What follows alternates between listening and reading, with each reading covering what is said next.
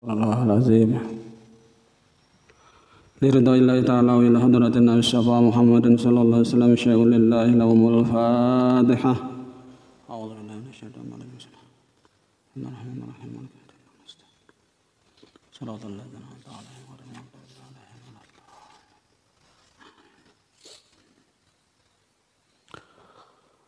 السلام عليكم ورحمة الله وبركاته. Bismillahirrahmanirrahim. Alhamdulillahi rabbil alamin. Wal 'aqibatu lil muttaqin. Wala 'udwana illa 'alal zalimin. Asyhadu an la ilaha illallah wahdahu la syarika lah. Wa asyhadu anna Muhammadan 'abduhu wa rasuluhu la nabiyya ba'dah. Allahumma shalli wa sallim wa barik ala sayyidina Muhammadin wa ala alihi wa ashabihi ajma'in. Subhanaka la ilma lana illa ma 'allamtana innaka antal alimul hakim. Wa tub 'alaina innaka antat tawwabur rahim. Wa la haula wa la quwwata illa billahil aliyyil azim. Rabbi shrah li sadri wa yassir li amri wahlul 'uqdatam min lisani yafqahu qawli. Amma ba'du. Hadirin jamaah salat maghrib Masjid Al-Jihad yang dimuliakan Allah. Pertama-tama terlebih dahulu marilah kita sama-sama memanjatkan puji dan syukur kita kehadirat Allah Subhanahu wa taala, karena dengan limpahan rahmat, karunia, taufik dan hidayahnya jualah sehingga kita kembali pada malam hari ini dapat melanjutkan kajian kita tentang ilmu fikih kitab Sabilal Muhtadin yang membicarakan tentang zakat emas dan perak. Diiringi dengan salat serta salam semoga terlimpahkan pada junjungan kita Nabi besar Muhammad sallallahu alaihi wasallam, pada keluarga beliau, sahabat beliau, zuriat beliau, dan orang-orang yang mengikuti jejak langkah beliau ila yaumil qiyamah. Dan marilah kita sama-sama berniat i'tikaf dengan niat nawaitu an a'takifa fi hadzal masjid sunnatan lillahi ta'ala. Sengaja saya beriktikaf di dalam masjid ini sunnat atasku karena Allah Ta'ala. Hadirin jamaah salat maghrib Masjid Al-Jihad yang dimuliakan Allah. Baiklah, kita akan melanjutkan kajian kita. Qala al-muallif rahimahullahu ta'ala wa nafa'ana bihi wa bi ulumihi fid darain amin. Kalau emas dan perak lebih dari senisab, wajiblah juga memasukkannya ke dalam jumlah nisab sekalipun hanya sedikit, karena tidak ada wakos dalam zakat emas dan perak seperti yang telah diterangkan terdahulu. Dan juga tidak boleh dicampur antara emas dan perak dalam menghitung nisab, dan sebaliknya karena berbeda jenisnya. Tetapi dapat dikumpulkan emas atau perak yang baik dengan emas dan perak yang kurang baik, karena dianggap sama jenisnya.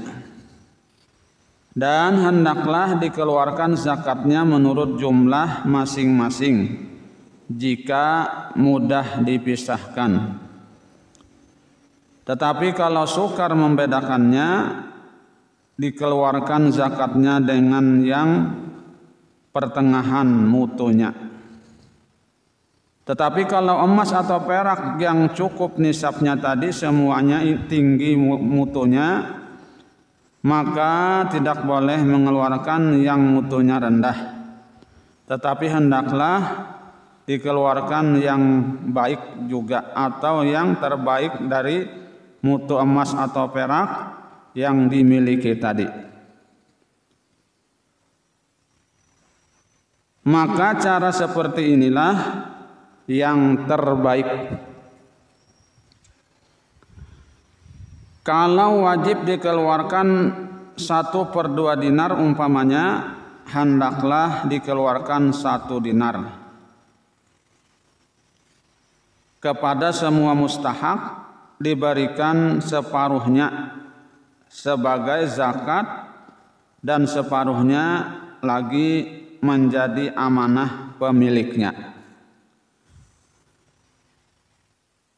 Lalu kalau dikehendaki oleh seluruh mustahak untuk menjual kepada orang lain dan harganya dibagi separuh untuk mereka dan yang separuhnya lagi untuk pemilik, atau boleh penerima zakat dibeli yang separuhnya dari pemilik atau dibeli oleh pemilik yang separuhnya yang menjadi bagian penerima zakat. Namun makruh bagi pemilik membeli kembali zakatnya dari penerima zakat. Demikian juga makruh bagi yang bersedekah membeli kembali apa yang disedekahkannya dari yang menerima sedekah.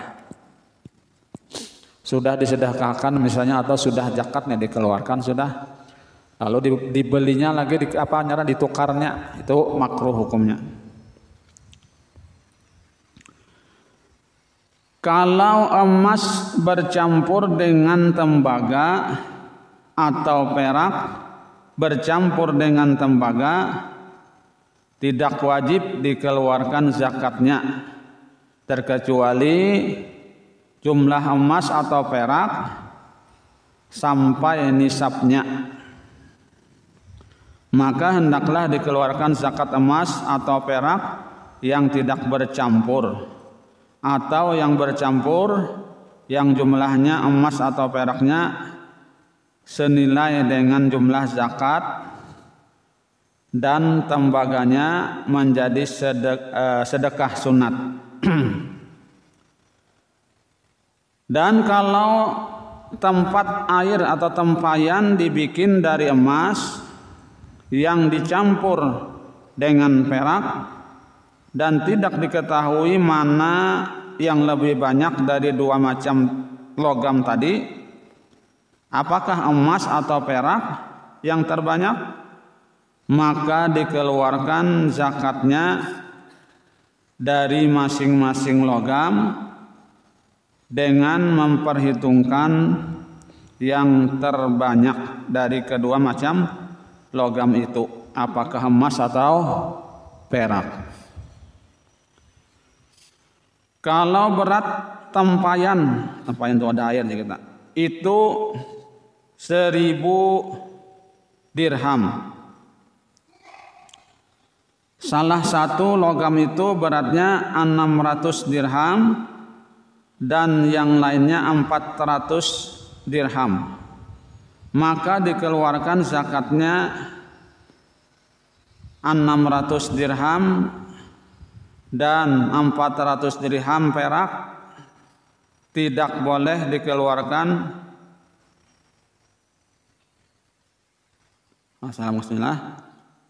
kita ulanglah. Salah satu logamnya itu beratnya 600 dirham dan yang lainnya 400 dirham.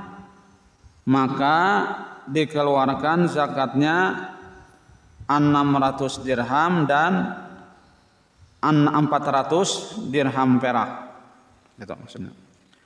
Tidak boleh dikeluarkan emas seluruhnya sebagai zakat dari 2 jenis logam tadi. Ya, jadi masing-masing berapa berat emasnya, berapa berat peraknya, ya itu aja yang dikeluarkan. Kadang menang 1000 senilai emas kada, atau misalnya 1000 senilai perak kurang juga ya kan. Jadi apa setimbangan emas itu misalnya 600 tadi 600 yang dikeluarkan emasnya. Kemudian peraknya tadi 400 juga yang dikeluarkan. Kada dihitung sabuku, misalnya maksudnya kalau misalnya harus dihitung emas saja sabukuan 100.000 tadi kada.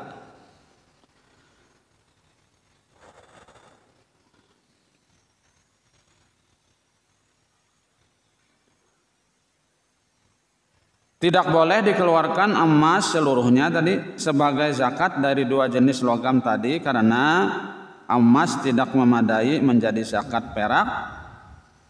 Ya. Emas tidak memadai sebagai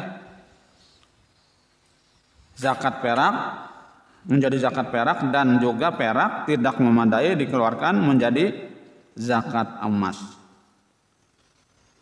Atau dipisahkan emasnya dari perak umpamanya dengan dibakar atau dengan air di mana ditaruh emas murni yang beratnya 1.000 dirham ke dalam air di dalam tempat air kemudian ditandai tinggi air di tempat air itu kemudian dikeluarkan emas dan sesudah itu dimasukkan lagi perak murni seberat 1.000 dirham dan ditandai tinggi air di dalam tempat air itu. Maka tanda tinggi air dikala dimasukkan perak lebih tinggi dan tanda dikala dimasukkan emas murni karena volume perak lebih besar dari volume emas. Artinya tanda perak itu tentu saja lebih tinggi daripada tanda emas tadi ya kah? Karena volumenya ganal perak ya, jadi tinggi air tadi makin tinggi lebih tinggi daripada emas tadi maksudnya. Sesudah itu dikeluarkan perak lalu diletakkan lagi ke dalam air itu, air tempayan itu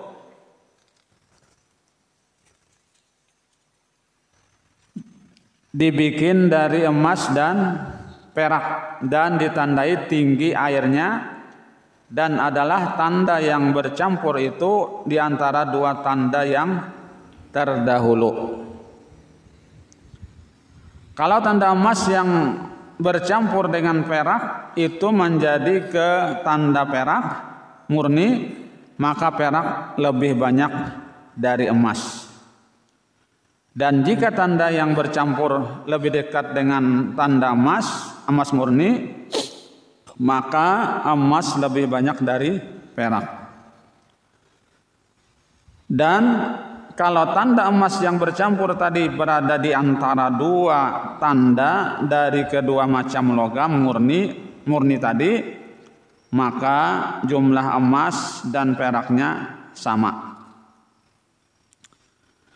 Jadi dengan cara itu dapat diketahui kadar kedua macam logam campuran itu dengan perbandingan jarak antara tanda emas murni dan perak murni.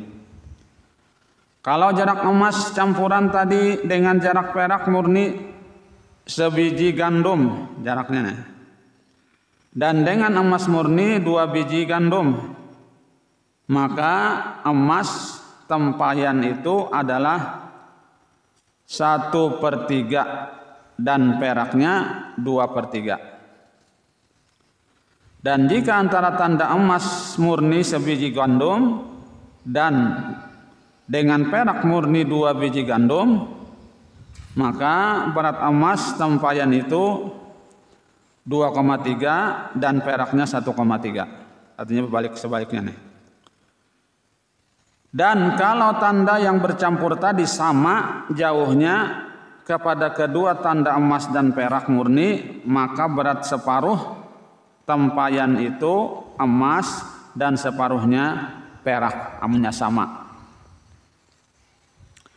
Dengan cara ini dapat diketahui kadar emas atau perak dari tempayan atau wadah air tadi yang bercampur, dan diketahuikan dan dikeluarkan zakatnya menurut prosentasi logamnya masing-masing. Ya, kalau misalnya terlalu terlalu sugih benar atau kebanyakan bisi emas, lalu maulah wadah banyu dari emas ya, atau dari perak, ada apa aja lah. Atau misalnya maulah piring dari emas ya, maulah piring dari emas misalnya, boleh lah lakian memakai, kada boleh ya kah, lakian kada boleh memakai emas, piring emas ya kah. Kalau pang misalnya piring emas ini disurungi orang piring emas ya kah, lalu di dalamnya itu ada atau ada makanan atau kurma kah atau apakah wadai kah ya kah. Nah kalau kita yang lelakian ini kada boleh memakai ya kah, kada boleh memakai. Lain perempuan ya kah, perempuan kada apa-apa bisa aja. Kalau lelakian kada boleh memakai emas walaupun sageram kah, yang penting emas gitu kada boleh memakai ya kah. Kalau bagi opinian kada apa-apa ya kah, cuma lelakiannya kada boleh.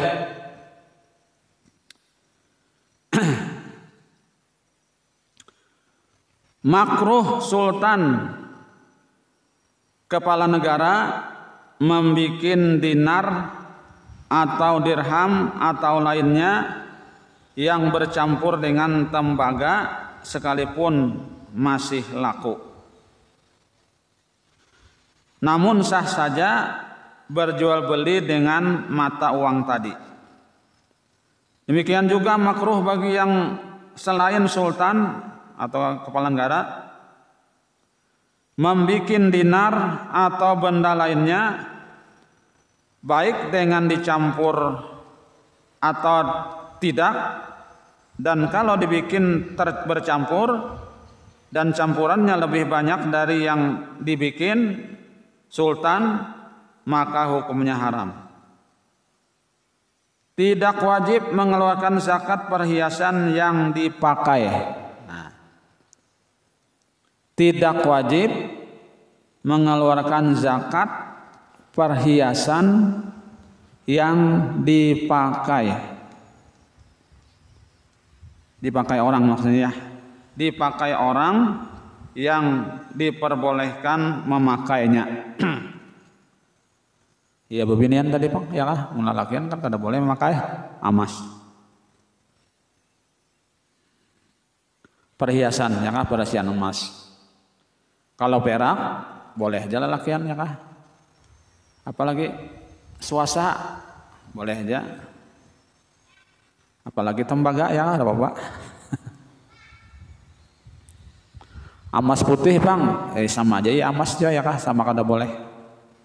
Kalau pang putih ya emasnya putih, kada emas yang apa namanya yang kuning tetap kada boleh aja ya kah.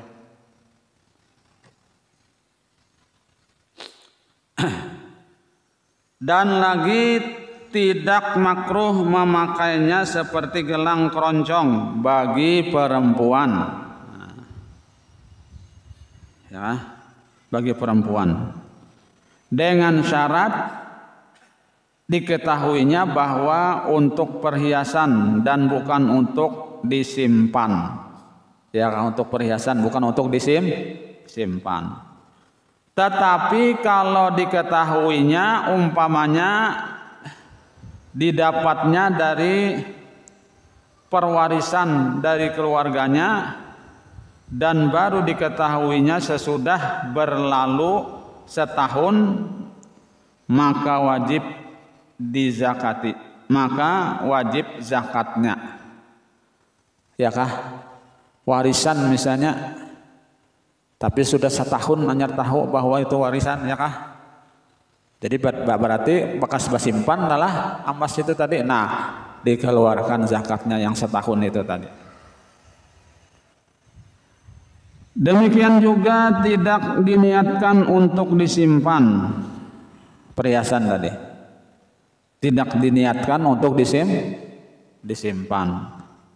Kalau mulai awal sudah menukar nih, mulai menukar awal menukar nih sudah diniatkan kesan disimpan perhiasan tadi. Nah itu wajib dikeluarkan zakatnya setiap tahun.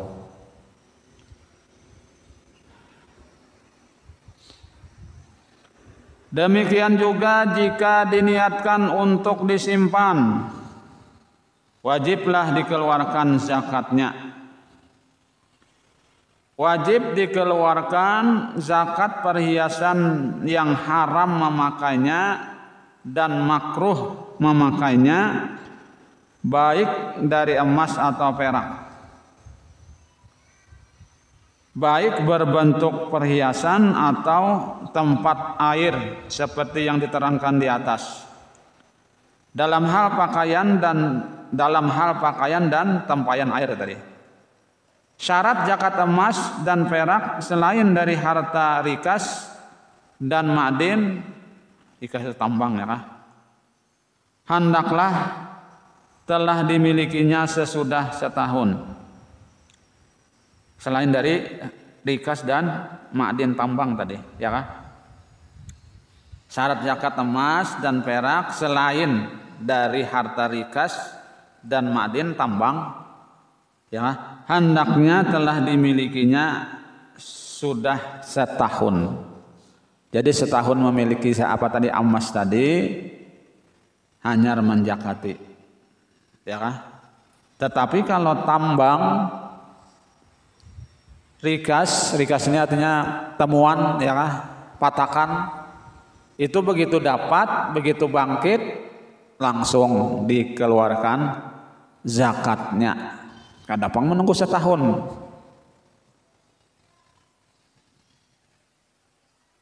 Itu tambang ya kah? Tambang emas misalnya di Isian. Jadi setiap bangkit, setiap apa namanya, membasuh, apa namanya itu? Jual, keluarkan zakatnya. Tetapi kalau telah sampai nisab selama 6 bulan kemudian dihutangkan kepada orang lain, maka haulnya tidak terputus. Haulnya tidak terputus.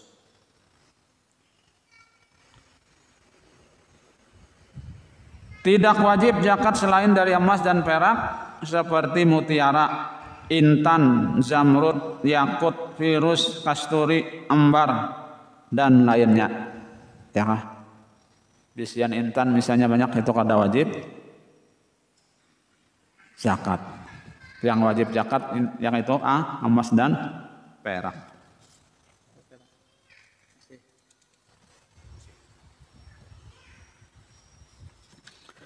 Kemudian bab berikutnya zakat ma'din, rikas dan perdagangan. Pasal 1 zakat ma'din. Kalau orang yang mencukupi syarat untuk membayar zakat berusaha untuk menambang emas atau perak di tanah miliknya atau tanah yang belum pernah dimiliki orang dan diperolehnya senisab, maka wajib mengeluarkan zakatnya sebanyak 2,5%. Senisab ya kah? Senisab itu hitungan emas. Kalau menurut Kemenak itu 86 gram. Itu senisab sudah. Artinya batas minimal. Apalagi sampai kiloan dapatnya ya.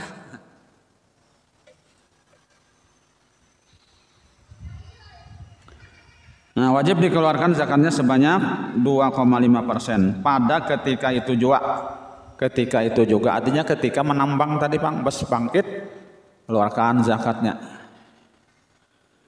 Disyaratkan pada zakat ma'din atau tambang tadi ini nisab dan tidak disyaratkan haul. Ya kan, disyaratkan itu hanya nisab. Batas minimal, jika tak ada disyaratkan haul.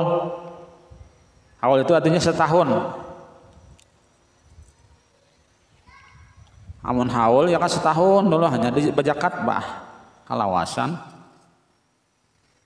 Sawat tatuyuk ya kan tatumpuk gitu.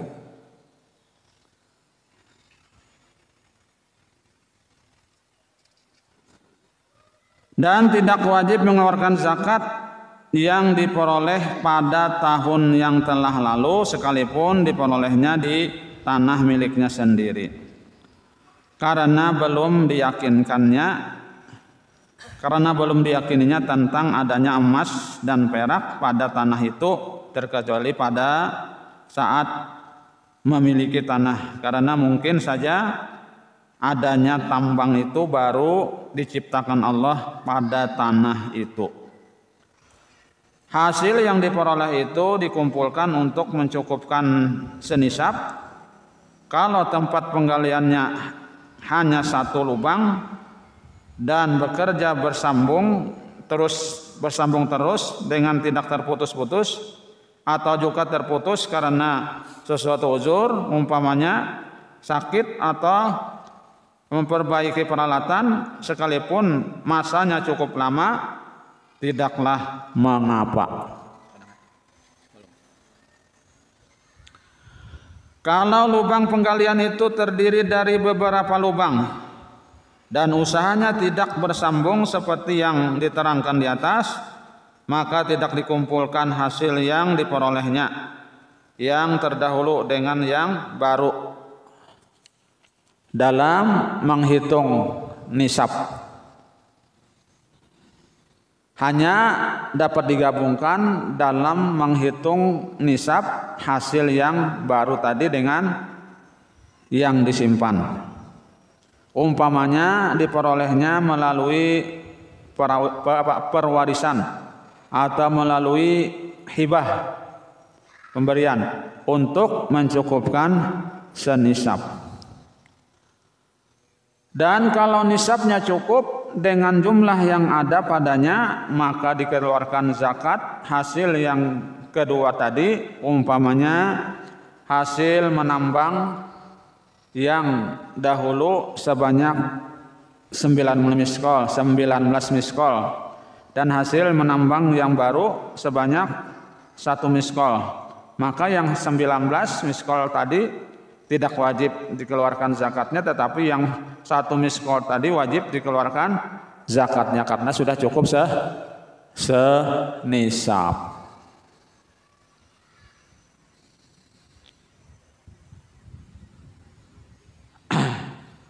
Waktu wajib mengeluarkan zakat emas dan perak hasil tambangan ini pada saat dibersihkan dari tanah dan pasir, dan semua hanya untuk membersihkan menjadi tanggungan si pemilik, dan pemilik dipaksakan untuk membersihkannya. Tidaklah memadai mengeluarkan zakatnya sebelum dibersihkan, dan kalau nisabnya kalau binasa maka wajib mengganti. Kalau harta zakat tadi hilang dan terdapat perbedaan ketenangan antara pengumpul zakat dan pemilik tentang beratnya sebelum hilang atau sesudah hilang, maka diterima keterangan pengumpul zakat dengan sumpah. Keterangan maksudnya. Jadi apabila hanya hilang, artinya sudah diambil, hilang, maka yang bertanggung jawab adalah si pengumpul zakat tadi. Si pemilik kada tahu lagi urusannya karena sudah diambil si pemungut zakat. Nah, barangkali sampai di sini yang dapat ulun sampaikan. Mudah-mudahan sedikit banyak ada manfaatnya. Mudah-mudahan Allah Subhanahu wa taala mengampuni segala dosa-dosa kita, dosa kedua orang tua kita, guru-guru kita, jalan tetangga kaum muslimin dan muslimat, dan mudah-mudahan Allah Subhanahu wa taala mengabulkan segala hajat kita, hajat di dunia dan hajat di akhirat. Mudah-mudahan Allah Subhanahu wa taala mematikan kita dalam keadaan husnul khatimah. Amin amin ya rabbal alamin. Subhanallah bihamdika asyhadu an la ilaha illa anta astaghfiruka wa atubu ilaika. Wassalamualaikum warahmatullahi wabarakatuh.